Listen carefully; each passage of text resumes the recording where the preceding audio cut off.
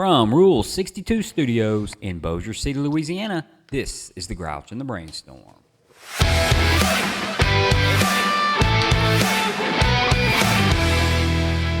Welcome back. Season 2, Episode 21, Matt. Yes, sir. I did your homework for you on the way over here. I knew you. Yeah, you're I stopped at what's the gas station? QT. Stopped at QT and was using the restroom and checked it out while I had time. So, and I was standing in line actually. Oh, okay, because I'm like, well, I was going to say, did you wash your hands, Mike? You know, that was the thing about COVID. You know, I probably never really did it on a good bait. COVID hit, and I quit brushing my teeth, started washing my hands. Well, and then took the face mask off, threw me off, had to start brushing my teeth again. So.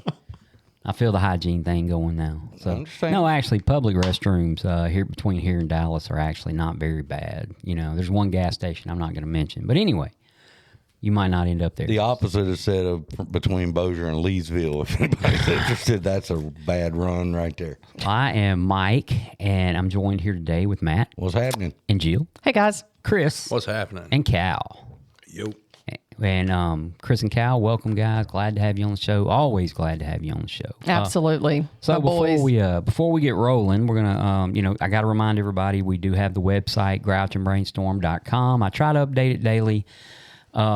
And for the most part, I do. We still do not have more episodes on. Hopefully, that'll get kicked in pretty soon. I've got to go out of town this week. I may have some downtime while I'm there, and I can maybe figure it out. But grouchandbrainstorm.com, just like it sounds. So go there. You can post comments. You can talk to us. You can get our voicemail numbers. Also, if you just want to get out to us, we have I have my own personal Instagram page, and I think we still have a TikTok out there floating around somewhere. So, if you want to get to us, so not a whole lot going on in the news as far as the local sober community. We haven't lost anybody in a couple weeks. I don't think so.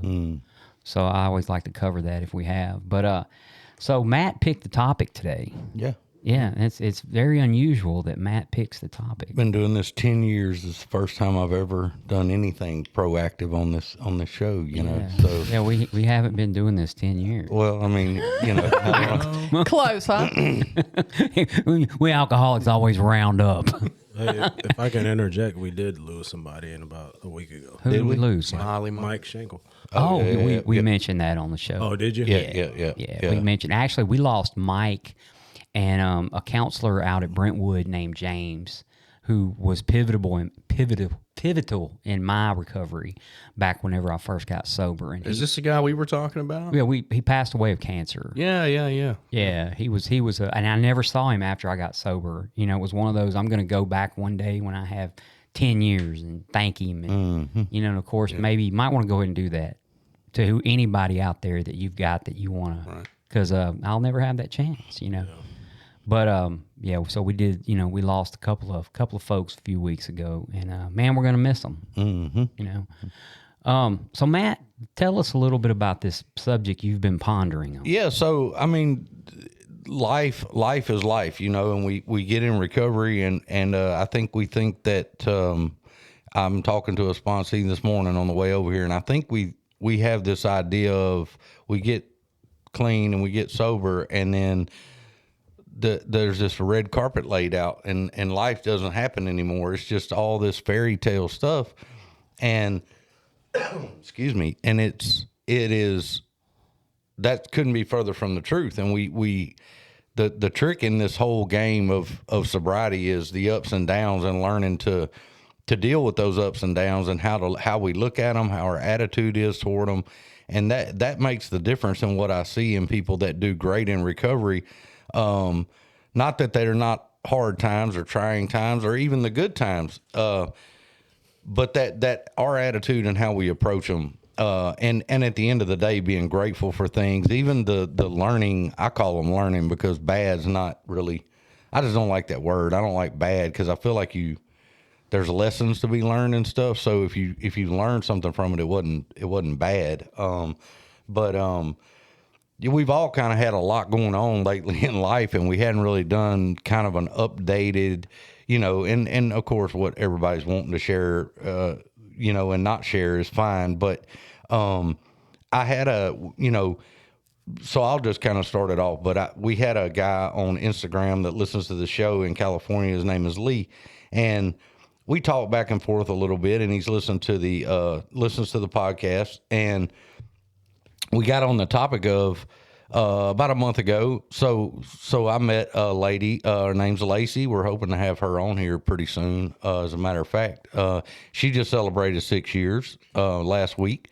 But her and I, got together. We decide we're going to get a house together. We move out to a place. We get a house, and a tree falls on the house and destroys the house. Tornado comes through. A lady died. The whole house, all our furniture, everything's in it. It's just covered in trees. And 2 days after we move in, so here we are with kids. We're all learning to do these things and blended families together and the whole 9 yards. And now you have no house. It's been a interesting 6 weeks, and we're back in the saddle again. We're back in the house. We got everything, fixed for the most part. We're 95% of the way there, but that was quite a experience to go through, and to mentally and spiritually and all those things focus and focus on what's going on in that moment. And what I'm grateful for is that when I have times like that, my brain automatically now reverts back to what was I taught to do? What was I trained to do? And you show up and there's trees all over your house and power lines down, and you have to go, hey man, I'm going to take the next 15 minutes and figure this out. And I may take another 30 minutes and I work through it like that. And that's how I had to get through it. And Lee and I were talking, and he brought up wildfires in California, and he had a house fire issue in his addiction, and he handled it different as he got sober. And we talked about how we handle things now versus how we did then. And it hadn't been easy the last 6 weeks. It's been a struggle. But as I was looking at it, and I've been thinking about it the last week, man, I'm so grateful for what I've been able to learn coming into Alcoholics Anonymous and getting a relationship with a higher power and having a sponsor and having all those things, because there's this whole community of people that I can just vent to, I can talk to, that are willing to help do things. And you're not by yourself. One, you realize you're not alone. And number two, that's such a good foundation for when things are not going well. I can just go right back to the basics real fast and go, man, I gotta make it through the next 15 minutes. Now, did the thought of Jack Daniels cross my mind? A couple of times. It was never more than that, a thought, and I moved on. I think I'll deal with that the rest of my life. I don't think that first thought's ever gonna just never happen again. But after I come through those type things, and I've done several of those in sobriety, going through divorce things and all these things, you look back and go, man, I did so much better. You don't feel like it at the time, but knowing me, when I look back at it, I go, man, I was able to handle this about as best as I possibly could. And I'm just real grateful for that, man. I'm grateful that I've been able to come in with you guys, and we talked about the people passing away and the deaths and stuff, man. We're still here, and we get a choice every day, and this is where we grow in life, and in this program is dealing with the actual life stuff. And that's kind of what I wanted to talk about today. If you guys got anything on that or whatever, but just how you deal with things now that everybody here's been in this a little while and you do have issues. So how do you guys handle that, and where do you go from there, and your attitudes toward things today? That's what I've noticed is my attitude is different. I look at it different. I don't look at things the same. Used to, it was always the sky is falling, and it's not that way anymore. So if that explains it, I don't know. That was a long-winded way of explaining it. So let me ask you a question, Matt. Would it have helped anything if you'd have drank? No, it made it a lot worse. It's probably about like that for everybody, even non, For sure. even non-alcoholics. For sure. Because here I have this lady that I care about. I have her kids. I have my kids. They're all looking, and they're going, "What are we going to do?" It's 8 million questions, and rightfully so, right? And I roll up that day, and I had been somewhere else, and I had a tractor on my trailer. I was headed out to my house to do some stuff. Totally oblivious. Wasn't planning on doing any of that stuff happening. As I'm on the way out there, they're talking about the tornado coming through. And I'm like, well, I hope everybody's okay. I had no idea what it was actually doing. I pull up and couldn't even see my house nor my road. It was solid trees. There's no warning for that. There's no planning for that. There's people out there trying to figure out, there's power lines down, there's all that stuff. And I went, we're just going to drop the gate. We're going to pull the tractor off and we're going to start house to house. And it's pouring rain. And you just start doing that. And man, it was crazy to see the destruction and the stuff. But in that moment, my thoughts weren't, oh, poor me. It was never, I never thought nothing about us. I went, look at all these folks out here that, and man, that's because of a program and a higher power. That's not because of Matt. And I look back on it now, I can, not in the heat of the moment, but I can. And I go, man, like that's handling it pretty good. And then the kids and Lacey and everybody going, oh, what are we going to do? We don't have clothes. We don't have this. And it's like, we slept on air mattresses, which is fine, and they all handled it like a champ, man. I mean, the kids, Lacey, everybody, we just did the best we could. But I love to be able to see the growth. I hate that happened, but it was a great growth thing, I think, for all of us. And, and life is going to continue to do that. We may, who knows what the future holds, but we just work on it as best we can when we're dealt with it. And so I don't know. I don't know if you guys have had anything like that lately or your thoughts, Yeah. I mean, I don't feel like my life's like terribly like, a lot of ups and downs. I feel Chaotic. like it's not anymore, but it's more, it's me being okay with mundane. Mm-hmm. With Monday? Things being mundane. It's Okay. living life on life's You can get through terms. Monday. You can get through just about any of them. No, mundane. So my boy said.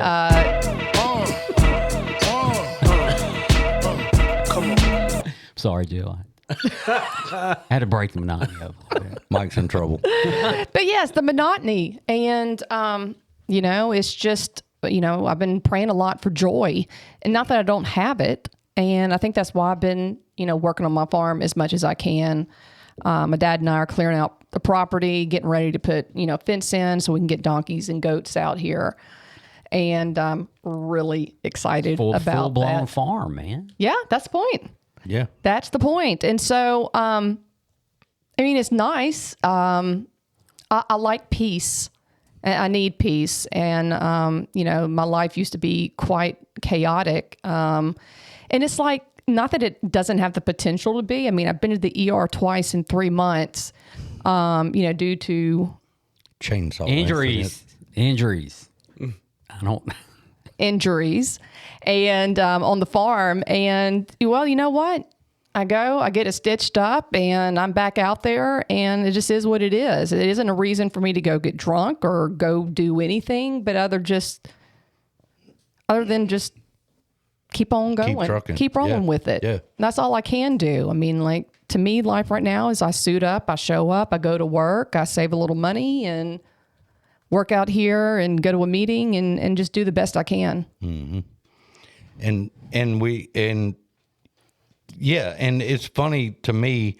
I heard a football coach. I think it was may have been Nick Saban. It may have been somebody else. I think it was Saban, but he said they were asking him, y'all running plays. They were putting a new offense in a few years ago, and he said, how many times are you running the plays till they get it right? How are you doing that to install that offense? And he said, we don't run a play till we get it right. We run it till we can't get it wrong. That way, no matter what's going on, you just default back to what you're supposed to do. And that's life, man. That's Alcoholics Anonymous. That's what it's done for me. It just reverts me back to what am I supposed to be doing? And it's second nature. And that's what I'm so grateful for. It just, my brain just does that in times of junk going on, or even I had a long time where I was like, I can't do this boring, man. Nothing's going on. And I thought, handcuffs are not boring, Right. Well, no, it's action-packed. actually nice. But what I used to not be okay with was life. Yeah. Yeah. And it's not like that just magically disappeared, even though it's not a serious problem for me, but it has the potential to be if I let it. And so, making sure that I have things going on in my life, that I have hobbies, that I have things that bring me joy, and that I, stay busy and have time to do the things I want to do, and, fill it with positive things like chunking bud and my girls and my friends. I actually had a conversation with the wife about this here pretty recently about, why I stay so busy. Because Mike had said something in a meeting a long time ago, about almost 2 years ago. He said he used to have a lot of bad days. Now he just has bad moments, but nothing that he can't, take a step back from and, say a prayer, and then, things just immediately get better. But I had a hard time dealing with life on life's terms because they didn't go my way, and if they didn't go my way, it was probably somebody else's fault. But I had explained to my wife that I have to stay busy in my life because isolation is probably one of the worst things for me. Not saying that others can't use it to their advantage or to the best of their ability, but I know that if I isolate, if I've got something on my mind, then my mind starts to wander and all the bad stuff comes out. I turn into a complete pessimist, so in the bad moments that I do have these days, I'm able to look at the good things that have come out of that and what I have gained knowledge-wise.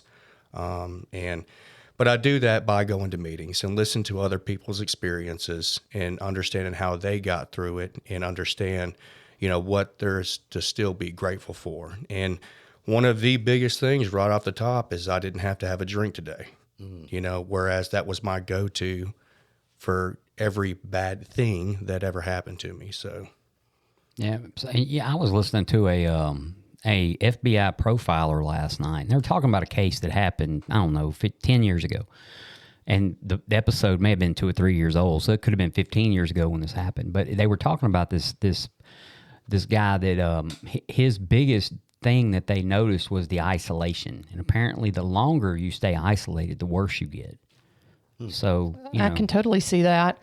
But, which isolation can lead to all kinds of pretty negative thoughts and which lead to actions and all. But to me, like the difference is like I found solitude, and that took a lot of work because loneliness really affected me throughout my recovery until I worked the steps on it. It took me a long time to have solitude and be okay with that. Like, yeah, I always had to have action going on, no matter what. And you can't, and because I didn't want to be where I could think for myself, and it get quiet, and I start reviewing. And so I know what you're saying. Like a lot of my work, I'm doing it by myself. I love that, man. I can be by myself all day. I don't, but then when I'm around people, I enjoy it. But when I'm around them a bunch, I'm just like, I got to go, and I can be okay being by myself, and I can also be okay being in a crowd. And I like that. I like that mix and balance of both. Well, that's exactly what it is finding the balance. Yeah. Because you do things as well. It's not like, I think isolation is I'm holed up in my mom's attic and I'm, plotting the end of the world or something. Well, that was similar to the situation that was going on TV last night. Yeah, but I think solitude and peace can be different for different people, but yeah, I've grown to appreciate the quiet and the by myself stuff. And sometimes I know I've been around people too much, and I'm like, I gotta buzz out for a little while, right. And I just go do my thing. I do want to point out something that, so last night at the step study, we were covering steps 6 and 7, and Cal had talked about what he does with his sponsees with 6 and 7. And, you go out there, we picked a place, I think we did it off the Parkway on the river, just complete nature surrounded by, there was no distractions, didn't have my phone on me. It was just going out there and praying afterwards. Mm-hmm. And I could appreciate that solitude because that's the kind of, when I'm doing that, then I'm also getting out of self. But I do understand that in my recovery, and as chaotic as my life is with 4 kids and married and job and this and that, I'm able to see the difference now when I can somewhat isolate, but also still have solitude. So, I did appreciate what was said last night from Kat. Cal, you covered 6 and 7 last night? I didn't know. Oh, okay. Mrs. Faye did, but Okay. we discussed it. Did y'all cover both 6 and 7 in one big swoop?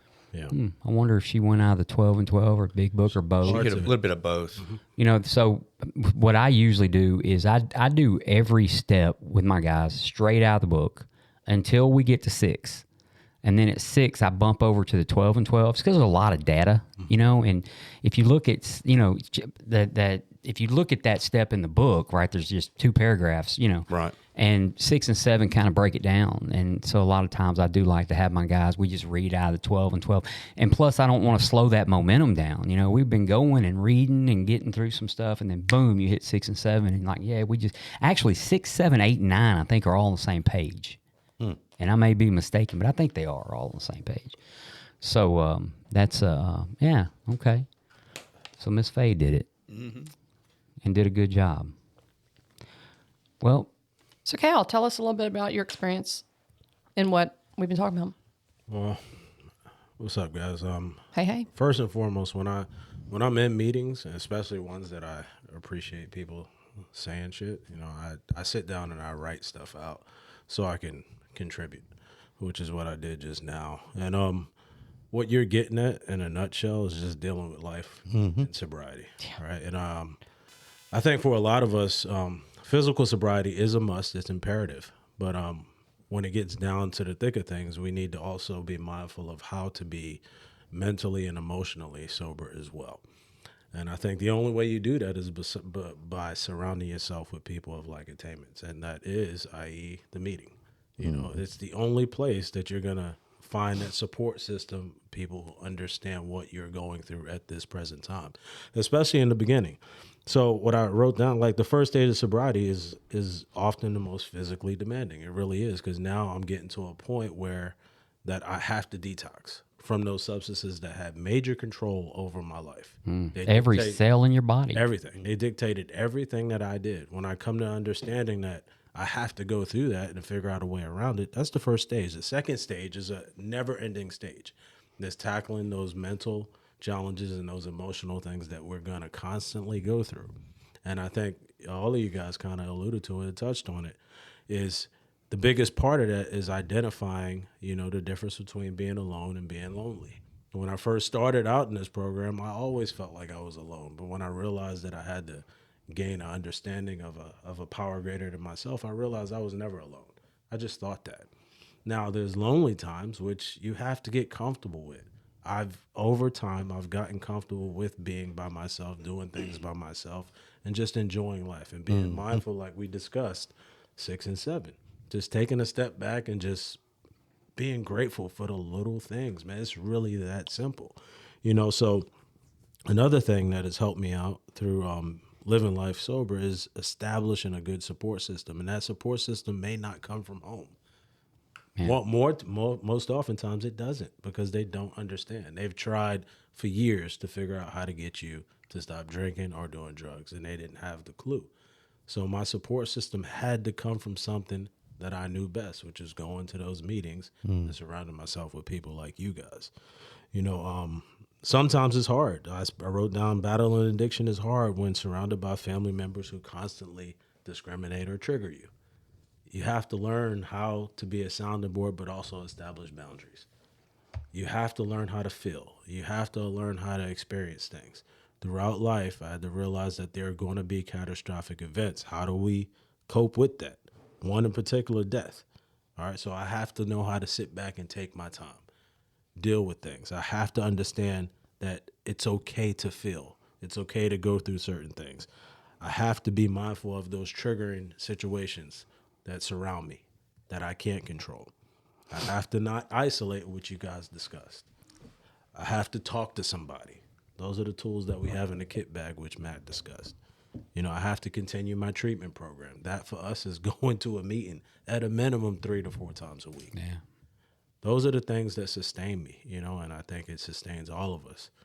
But at the end of the day, I need to ask myself, right, these questions. Do I want to go back to where I came from?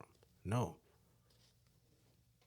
How do I want my my legacy to be remembered. I don't care about anything else besides never allowing my child to see me under the influence of anything that will take me away from being her. If I could be remembered as a guy who was sober and tried to do the next right thing, I'm good. Mm-hmm. And that's what this program has given me. So I find solace in that. That's all I have.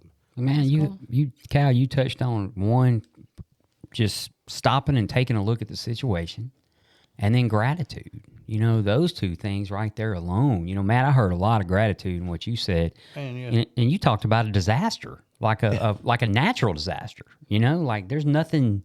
This ain't a bad hair day we're talking about. Well, me and you don't have to worry about that. I've been having that for about a decade, bro. But I'm talking, you know, this is a real deal. People passed away due to this storm, and your home got destroyed, and this is crazy.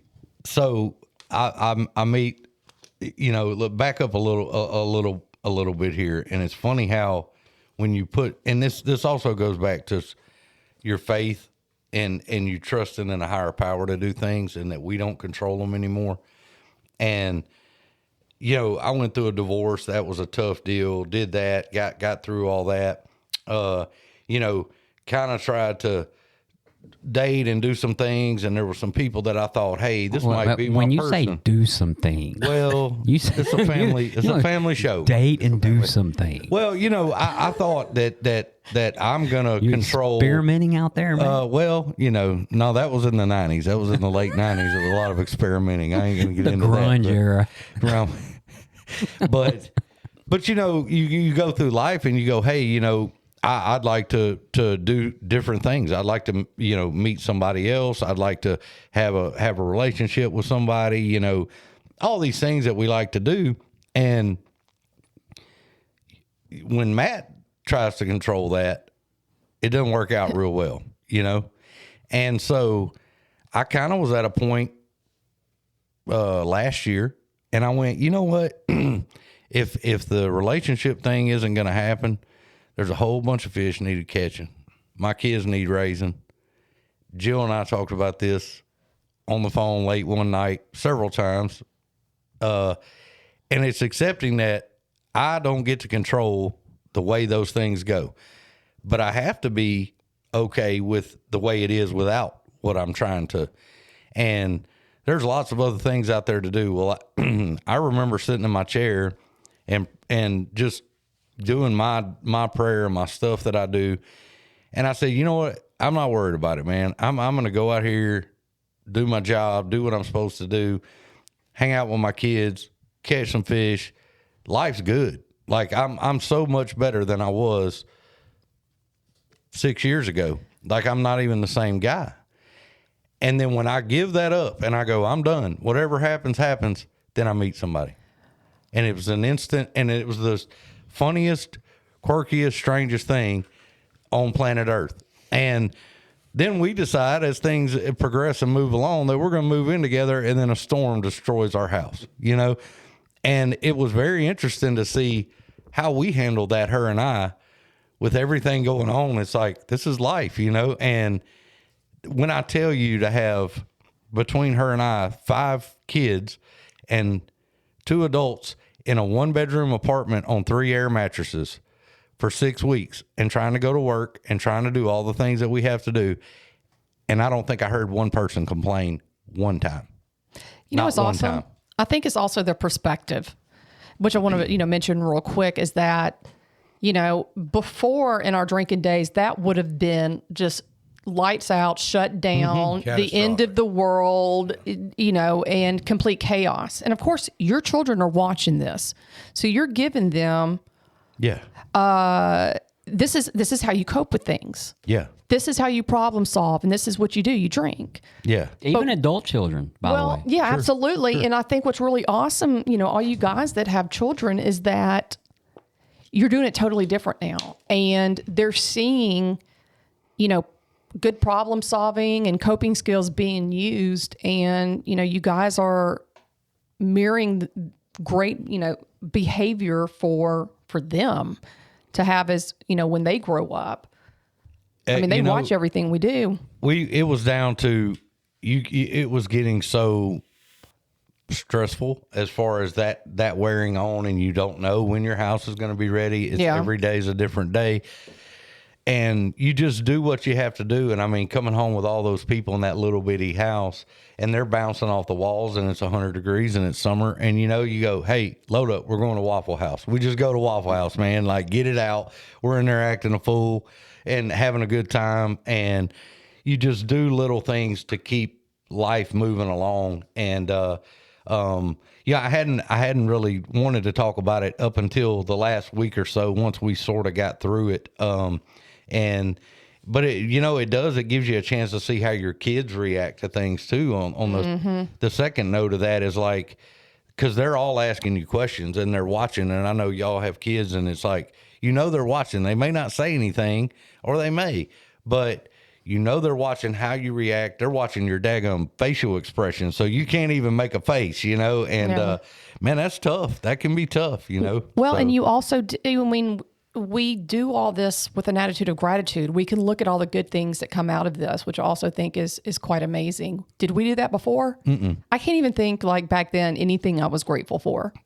Like I had zero gratitude back in the day. Yeah, I'm with you, Jill. I don't think I was a spoiled brat. Yes. And I didn't have any, you know, I mean, as an adult, by the way, not as a child. I was a spoiled brat as a child too, but as an adult, I was spoiled. I had a lot of stuff, and I never seen the gratitude in any of it. You know, I had a little boy, I had a little girl, you know, they were both healthy, you know, nothing was wrong with them. I had everything in the world, but I never could be grateful for it. You know, I mean, sometimes once. just what we got right now is really all we have. And for me anyway, you know, this is all I have. And so, you know, today, what I have here with you guys, right? That's technically, that's it. You know, whatever's going on in Dallas, and I may not make it back. You know, I've got to look at what I have, you know, but this a lot of this reminds me of, and I don't know the name of the movie. I keep wanting to say Shallow Hal, but that's not it, Houdini. Anyway, the one where the guy is told by God to build the ark. Steve Carell, you know what I'm talking about? Not Bruce Almighty. No, that's Matt Jim Damon. Carrey. Oh yeah, him That's too. Jim Carrey too. Yeah. But the guy's wife is sitting in a restaurant, right? And she's eating, and Morgan Freeman walks up to her table, and she's talking about, and he's the waiter, right? Or the cook and waiter. She's talking about how her husband has this kooky idea of building an ark, you know? And he says, well, you know, whenever you pray for patience, does God just hand you patience, or does he give you the opportunity to be patient?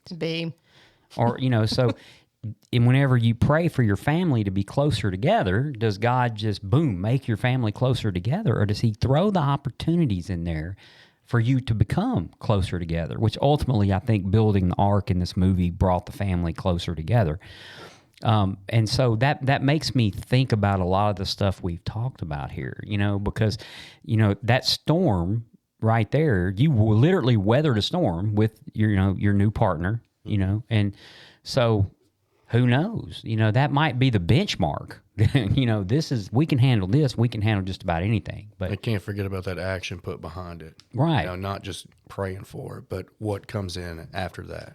building the ark. And that's what's so funny, and I guess it's kind of been buzzing around in my head for the last few weeks on this whole life thing, because somebody said that. They said, you know, with all the crap y'all had going on, if you just rolled through that, there's not much you got to worry about. And I was like, you know, that's pretty awesome actually, because you do get to see how does this person react under pressure and when things are hard, because they were hard, okay, and we just rolled along as best we could, and that's pretty neat. I mean, what a weird way to do that. And you know, we didn't have anybody hurt in the thing. There was a lady that died. A tree fell on her house right across the pasture from us, and you know, prayers for her family and all those involved with that. But you know, man, what a great way to. And you know, you talk about kids watching, but look at other people in recovery that are our friends that are trying to see, you know, they're dealing with life too. And sponsees, I had a sponsee, they're texting me, man, I said, man, I'm good. Nobody's hurt. You know, I got pictures out of the house. That's what I figured out what really matters. I went through that house with trees laying in the house, rain pouring in, wires popping, all that by myself. And I went, what am I going to grab? And I'm standing there by myself and I'm looking around and I'm like, is there anything? And I went, pictures.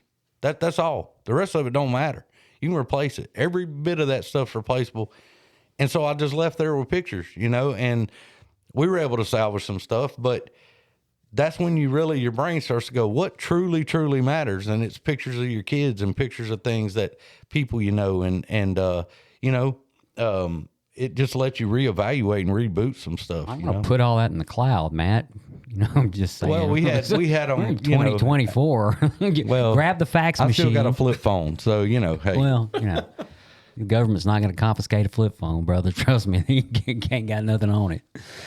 Oh man, but seeing the gratitude in some of that stuff, man. I recently, I was out. I work in my garage just about every day. I thought about making a YouTube channel on how to tear stuff up. Because I seem, whenever I work on stuff, I just seem to tear it up. Let me know when you do. I got some stuff. I could have a $10 project cost me $1,000 because I keep having to go back to AutoZone and get stuff because I've screwed it up so bad. So anyway, I was out of my garage working, and I got a fridge out there with water, but it's hot as heck out there in that garage. And I was out there working, and I got a phone call from. Well, let me start at the beginning. Number one. When I went to move down to New Orleans back in 2016, 17, somewhere in there, when I moved down to New Orleans, I had to go start a new clubhouse, start new friends, meet people, get involved in the recovery community, start to know people and all these things. And so I made a lot of close friends, right? And we shared those meeting moments where you hear things about them and they hear things about you, and you talk on the porch. You know, the meeting before and the meeting after is a big one, right? And so I had to leave New Orleans kind of abruptly and head back up to Shreveport a couple years ago. And whenever I did, I asked a lady if she would be willing to take my dog. And I had a pug, and I had got him when he was 6 weeks old or whatever it is when most owners let go of an animal. And, you know, I took him and had all the shots, you know, and then I had the nose thing done, and I had him, you know, fixed, or he wasn't broke to begin with. I kind of had him broke, but I had him, you know, every day. But COVID struck, and, you know, it was kind of like, this is my little buddy, you know, and we would go on walks every day when I get home from work, and we spent a lot of time together, and kind of a coping mechanism through COVID, you know, especially when Clubhouse is shut down. So had him through COVID and raised him, and I raised him, you know, for 2 years. And a lady had mentioned that she had previously had a pug, right? And they're not easy to you got to get used to the snoring and stuff like that, you know. But, and they're a little hyper. But anyway, I asked her if she would take my dog and take care of him, because when I moved back up here, I was going to be living 45 minutes from where I worked, and I wasn't going to be able to make it home. And the best thing for the dog would be to be somewhere where someone could give it attention. And in New Orleans, I pretty much made my own schedule, so I could go home anytime I wanted to. But and I didn't know what to expect, so she agreed, and she took him, and you know, and she had a dog, and the two dogs got along real well, and she would go on trips. They have an RV, and they would take the dogs with them, and I would get videos of little sweaters. So anyway, long story short, I was out of my garage 2 weeks ago, or maybe a week ago, and my phone started ringing, and when I looked at it, it was this lady that had the dog, and I had not talked to her verbally other than text message in 2 years. And when I saw her name, I knew something was wrong, you know. And so she had to tell me that the dog had passed away. Oh. So, yeah, I think he was now 4 years old, right at 4. He was January 2020, but she told me the dog had passed away. And, you know, my first thoughts were with her. How hard of a call is that to make to somebody? You know, that's, you know, I kind of like, I just wanted to reassure her, you know, it's going to be okay. You know, I never once said it's just a dog, because it's not to me. It was a special animal. I would go down there and see it every once in a while. A couple times I went down there. I went by and saw it. But but she, and she told me what happened in the skinny of the deal. And then we got off the phone after, I just wanted to make sure she was okay. And then, I had a moment where I said, hey, look, just I'm out here working on this bike. That's what I'm tearing up, by the way, these motorcycles. But I'm out here working on this bike, and I'm just going to chill for a second, sit down in this chair in this hot-ass garage and just think, and I thought back about there's a reason why God put that part of my life together the way he did. And there's a reason why, it ended. That part ended the way it did, right? And so I had a lot of gratitude for having my little buddy through COVID. That was a strange thing. Like, nobody knew what, it's a pandemic. Like, who that ain't even real. And you hear all these things on the news about how bad this is, the pandemic and all this. But, you watch other shows or watch the History Channel every once in a while, in Great Britain in the 1941, every single day, every citizen had to be on the alert for a bomb being dropped on them all day, every day. You can only imagine entire areas be destroyed and you had no plumbing, So, it's not like I'm isolated. I'm not, this ain't happening because of me. This is just stuff that happens. This is just life. And, and I've got to deal with that. I got a lot, going on. I'm not going to talk about it on the podcast, but there's a lot going on with my family right now, and so just be there, be supportive, and, hey, no matter what, I don't have to get drunk. Mm-hmm. That's the one thing I don't have to worry. I have to worry about it because if I don't do something about my recovery, the last thing I want to do is spend all of my time taking care of somebody and then be a martyr and go get drunk. That ain't gonna work. But man, being grateful for just what you have right in front of you. Now that's spiritually. I'm just gonna say that just because I don't want to be a hypocrite. My hypocrisy has a limit.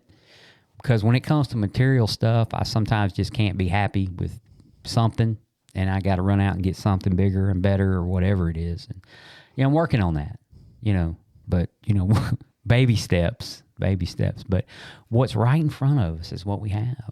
It's pretty amazing. Bill writes in his story in the big book. He talks about how this is a way of living that will help us through any situation. Yeah, man. I don't know what you just did. Headbutted the mic. But butt-headed the mic. But if we think about it, it really is, Jill. This life that we live does help us get through every single situation, and it helps us deal with those people out there who are going through a similar situation who don't have a program of recovery. They may not be an alcoholic, right? But they don't have a program of recovery. They just kind of cope the best they have. Yeah. It's how they grew up. Yeah. It's natural. You got to figure out how to do it. A lot of times that might lead to some serious depression. You find out where your faith's at with your higher power in things, because when your schedule, in quotations, your life is not what you thought it was going to be. And, I'm not going to be doing this Monday, Tuesday, Wednesday, Thursday. Now my whole life, a bomb just went off and everything's all scattered around and I don't know what's going on. That's when you go, okay, God's doing something here. I gotta plow through this as best I can, but I gotta trust that he's taking care of this. And the only thing I really can control is my attitude. So how am I going to do it? Am I going to walk around and cry and moan and it's the end of the world? Or am I going to just smile about it and go, hey, do the best I can? Yep. And he rewards that. And I know in these moments, and I've learned that through being around other folks that's been through a lot of things like this, and they didn't pick up and drink, they didn't use, they didn't do those things. And not only that, they grew through them. That's where the whole deal goes. And it's kind of cool today, man, when you go with gratitude, because I look at these things and I go, yeah, this ain't my favorite thing happening right now, but I know something awesome is happening. Like this is the storm before the calm, if you will. That's kind of the way that works. It's the opposite. And the smoke's about to clear and things are about to get real good. But, yeah, it's just interesting, man. I love life. And at the end of the day, I look back at it and I go, you know what? I can gripe about a storm. I can gripe about my car breaking down. I can gripe about this, that, and the other and be upset, but I'm not even supposed to be here, man. I'm supposed to be dead, buried in the ground. And for some miracle, I got in this room of AA with these folks, and it's given me a whole new life. And so today I get to try to figure out how to get through a tornado tearing up my house or somebody being upset with me or whatever the deal might be. I get that opportunity to try to fix it and try to get better. And considering the alternative where I was supposed to be, that's pretty awesome. You know? You know, what's really good about this topic is for those people that are listening, that are struggling with figuring out how to deal with life sober, basically it's implied. We're not specifically laying it out, specifying it and making it a topic, but you have all these examples of what to do. The toughest part about living life sober is keeping your mind from being idle. Now, how do you do that? Matt was blessed with a whole nother family that takes his mind and distracts him from negative things. You got Mike, who spends his time with a dog that he used to have or building something that he messes up in the garage daily. You got you, Jill, who works on your farm, right? You got your pigs. You got all that other stuff. You got Chris, got the gym. Me, I have the gym. I have family. All these things are things that we probably did not even give thought of before sobriety. But these are the ways that you can go about keeping your mind from being idle and staying on track. And I think that's one of the biggest challenges, again, is to keep your mind from being idle and asking yourself what to do now. Well, you know, there's so many other things out there for you to do besides going to that thought that's going to take you backwards, which is drinking or doing a drug. When's the last time any of y'all thought about a drink, by the way? Just This month. not to interrupt. It's been a while, man. Yeah, I don't. I see the commercials are, I'll go down the aisle and be like, oh, shit, I remember that. I remember what I used to drink, but that's it. It's just a thought. I talked about this with a guy yesterday. I have the little thought, Yeah. but that's it. It doesn't go any further than that. It's never, I don't think I'll ever get rid of that little pop-up thought occasionally. You will. You think so? Yeah, you will. I mean, I hope so. I didn't think I would at 5, 6, 7, 8 years. I never had a craving. I never had an inkling. But the thought would pop into your head. Mm-hmm. Now I don't even think about it. It is like, how about you, Jill? You're about the same with me, maybe a little more. Drinking, I never think about drinking for some reason, and I'm a true alcoholic. It just doesn't, it repulses me to think about drinking it. But with these injuries that I've had recently, I've been like, this shit really hurts. Mm-hmm. And you know what? This Aleve isn't working as good as I want it to. Yeah, sure. I spent my first year, trying my absolute best to stay away from going down the liquor aisle or staying away from certain gas stations that I knew had it sitting right there by the cash register. Or Are you a beer guy? No, liquor. Okay. Several years. I still don't go down the liquor aisle. But I mean, even if it's just a pass, I used to, just go by, I'm taking a shortcut, but I spent my first year trying to stay away from it. And then at some point I was able to, without even being a thought in my mind, was able to just go down that aisle because I saw where the chicken was. So I was going directly to the chicken and it didn't even cross my mind. Now, I've had discussions with Mike about this, especially my first year and a half in recovery, where I wouldn't even think about it, but I would have these vivid dreams and these were just at milestones. So like the day of or the night of, I would have these dreams like I went back out there and I messed up pretty bad. And then, I would wake up and they were so elusive that, I'd wake up and stare at the ceiling, be laying in bed next to my wife or have Emmy in the bed next to us and, wondering how I'm going to break the news to my family, how I had this recovery time that all of a sudden. Terrifying. And then I'm just terrified. I'm sitting there in night sweats wondering how I'm going to break the news. And then I'm like, oh, thank God it was just a dream. But, and I haven't had one of those dreams since my 1 year.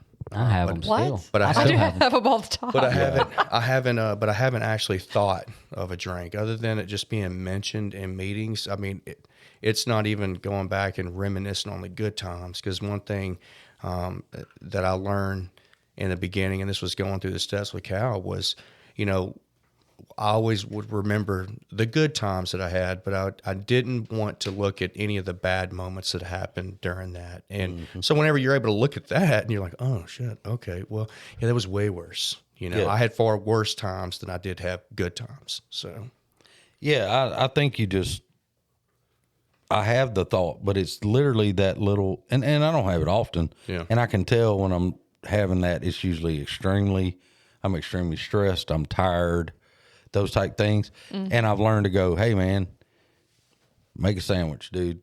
Like, chill out for a And go minute. lay down. Turn the TV on. Do something. Eat a Snicker bar. Yeah. You know, and just whatever it might be. But it's, as strange as it sounds, I'm grateful for that. I'm grateful to occasionally have that dream because I wake up and I get reminded exactly who and what I am. And so my attitude has shifted. So I'm all right with getting the shit scared out of me waking up every once in a while because I go, whoo, boy, you don't need to go back to doing what you were doing. And we can get complacent and life starts going good and we're handling things.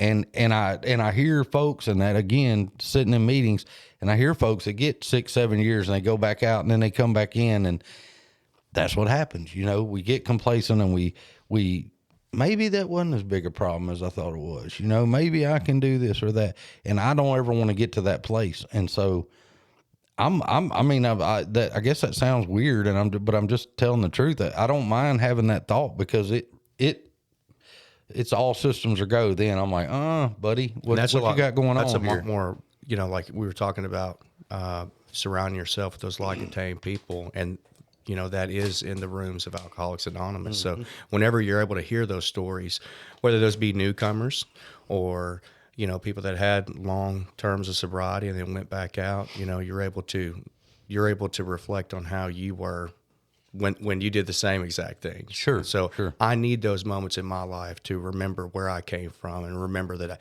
I don't ever want to go back to that person. So I have to constantly reflect on decisions that I made today in my sobriety versus the decisions I would have made before I got to the rooms of Alcoholics Anonymous. Yeah, definitely. Big deal. The last thing I'll say, man, to make living life sober easier is those that you do know are your support system and those that love you. Do not shut them out. Inform them of what's getting you to this point in life and what is making you better. That will make life a lot more sustainable and a lot easier. Absolutely. You keep them educated about sobriety. They want to learn Yeah. because they love you. And that means a whole lot, you know, because, and here's the thing, they may notice that, Cal, before you do. You know, that person that loves you and cares about you, you know, in my situation, it'd be that dog that, you know, I'm just self-pity going there. But they may actually notice that you're isolating before you realize you're isolating, you know. And then, of course, they may be able to do something. And then at that point, if we go and say, hey, no, I got this, well, we're going back to that old behavior, you know, and that's just one more thing to add to that. We had to let go of our old ideas list. I'll tell you, I'm on gratitude today. I don't care. Y'all can get mad at me if you want to, but it's been that way for a couple of weeks and just things rolling through. But well, we'll do anger as the next episode. then y'all can all talk. We hate you, man. No, but you know, I got a sponsor in here, and what I like and what has worked well for me is he's very cut and dry. It's very black and white. We don't have middle ground. We don't have wiggle room. And so I'm I'm grateful for him because I'm driving down the road yesterday and I get a call from a sponsee and he's like, man, I'm 6 weeks sober. His better half, he has to go to a birthday party. It's a family thing and there's alcohol. And he's like, I think I'm going to be okay. And I said, car keys, you got car keys? It was repeated verbatim to me. Yeah. When I came in. You got a life. He goes, put them in your pocket. Walk out the room. You don't have to say nothing. Go get in the car. You know, if it's something you have to attend, I'd rather you didn't. But if you have to, here's the plan. It's real simple. And we want to make it this big dramatic thing. And I said, no, you're not going to even make it all about you. You're just going to walk out and leave. It's not those people's fault. We're not even going to say anything. Irish exit, baby. Hit the road. And What's that mean? It means you just leave. You don't say nothing to nobody. You're just gone. Houdini. Slip out the back door. We might just lost some of our I'm Irish. listeners I in mean, Ireland. it ain't, Oh, I don't think that matters. no, it, You got to talk like the guy on the Lucky Charms box to be officially. Well, yeah, all my people are from over there, so I hope that didn't offend anybody. But that's what that is, and it's funny to repeat those same things that I was told when I had those moments, and I can look back now, and I mean I still do it, man. If I'm around situations that I feel weird, I'm out. I'm just out, and I love them. Except I for love the jail. people. Except for jail. And I tried that. They don't let you walk Yeah, out. you just gotta sit there. You got to make the American stay. If I could ever get a jail like the old boy on Andy Griffith that would get drunk, Otis, and he'd lock himself in jail, that's the kind I need to go to. You go through a part of life where you don't hear about Otis, and then you get into AA and you hear about Otis a lot. Otis is a legend. I have never heard of Otis. Otis he was the town drunk. He'd get drunk, walk Anywhere. into jail, he'd lock himself up, shut the gate, but the key hung on a thing outside he could reach out and take the key, so he would unlock himself after he slept it off and go home. Chris, you ever heard of Otis? Oh yeah, I've heard more about Otis from you than I have anybody else in the room. Why is this the first time I've heard of this? Cal, you ever heard of Otis? Yeah. Oh, yeah. Yeah, I guess. I mean, we used to watch it, so I mean, Well, if you ever watched the Andy Griffith Show, the town no. drunk, his name was Otis. Matter of fact, Cooter Brown, who my understanding was a real person, and he actually did drink. So that's where the phrase "drunker than Drunken Cooter Brown" comes from. So Cooter Brown was actually a guy, and apparently he lived on the border of the North and the South about the time of the Civil War, and he had a son going one way and a son going the other. I'm not going to sit here and because I don't know all the facts, but I don't have time to Google it. But anyway, Cooter Brown was like a real person. Otis on Mayberry or Andy Griffith Show, though, he was a town drunk. And I don't want to be the town drunk because they don't treat you as good as they did Otis back in the day. Yeah, I mean, I could handle jail if it was that way. Andy was pretty nice to him too. So Yeah, I've been in the drunk tank once. Not going to do it again. I was in Hammond, Louisiana. Yeah, so beautiful Hammond, Louisiana. I like Hammond. They had a college bar down there called Extra Innings, and on Thursday nights it was $5 all you can drink. Fast forward, I wound up in the drunk tank in Hammond, Louisiana. So, yeah. $5. What could $5 go wrong? It was pretty much. You know what we were drinking though for $5? It was like the stuff out of that lava lamp. That's pretty much what they gave us. I don't even think it was real alcohol. It's like actual kerosene we were drinking. So, yeah, Kerosine's good for you. I guess Clean I you don't out, know. man. Yeah. So anyway, that's we're about to be out of time. So let's see, anybody else got anything they want to throw in about this gratitude topic, which is always a good topic. And Matt, I'm glad to hear you made it through. Things are headed the right way. Cal, glad you came. Chris, Yes, always, sir. man, always glad you're here.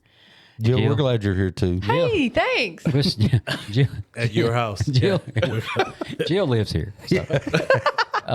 So next week we will not have a show. I'm going to produce this show, and next Sunday we're going to take a break. And maybe if I can get into town, but I don't think I'll make it back. I'm over the next 30 days I'll be doing a lot of traveling. But on 9/1 we're gonna hopefully be able to release a topic on anger. That's why I said that earlier. I want to have a podcast and talk about anger. Yeah. And what it does to us, so if anybody's getting ready for that podcast, I encourage you to watch Star Wars and the part where the Emperor is talking to Luke, and Luke is just getting madder and madder, and he tells him, you did, and basically he wants anger to take over to the point where he flips and he does it all to himself, right? I want to talk about anger. Okay. And then on 9/8, I would like to talk about vulnerability. Which is a big issue here, especially for us dudes, man. Yeah. I don't know about the ladies. I can't speak for them. But I know that for us, for me, vulnerability was a big deal. I did not like being vulnerable. 9/15, we're going to talk about commitment and what it is like to have a commitment that you actually keep. And I'll say this in preparation for that, but I think AA is the only commitment I've ever kept for as long as I have. The only one, like no others, right? You guys that bodybuild, right? Y'all are pretty good at that. You know, do it every day, and you know you've got a routine, and you stay healthy, and you eat right, and all that. I don't do that. You know, about the only thing I do is break stuff on a regular basis, and probably do it on purpose so I can fix it. So, but commitment. So those are the episodes coming up in September, but. And then maybe here I can get back in town in time this week to do another recording, and we can talk about another subject off of those. So, Jill, you got anything to add? Sure do.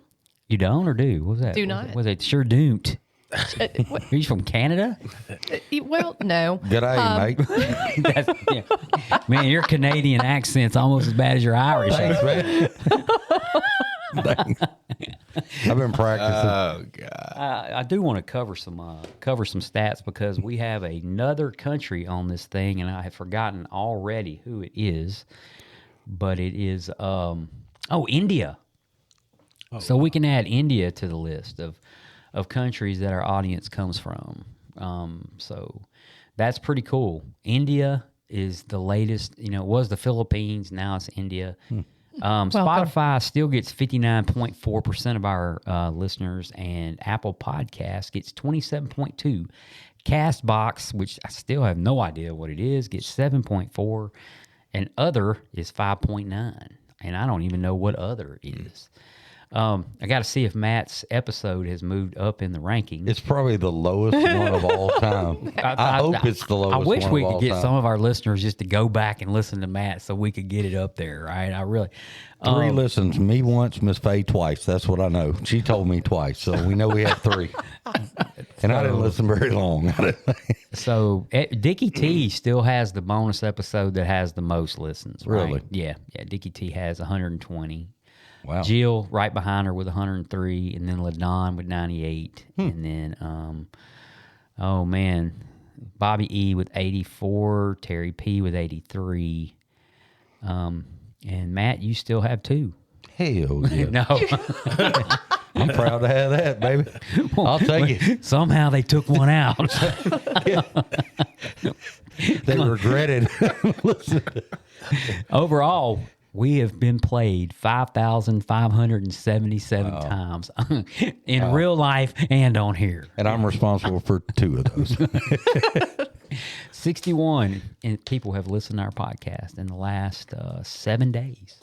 61 people, 45 plays. We're toying around with a new logo. So, yeah, I downloaded some software onto this, but I haven't put it on this, and that's the only way I'll be able to gel. If we have any folks out there that are tech savvy and want to work on something for us, please do, because I really need some help with the logo. But, guys, from all of us here at Rule 62 Studios in Bossier City, Louisiana, we appreciate the listens. We appreciate you being here, and this has been The Grouch and the Brainstorm.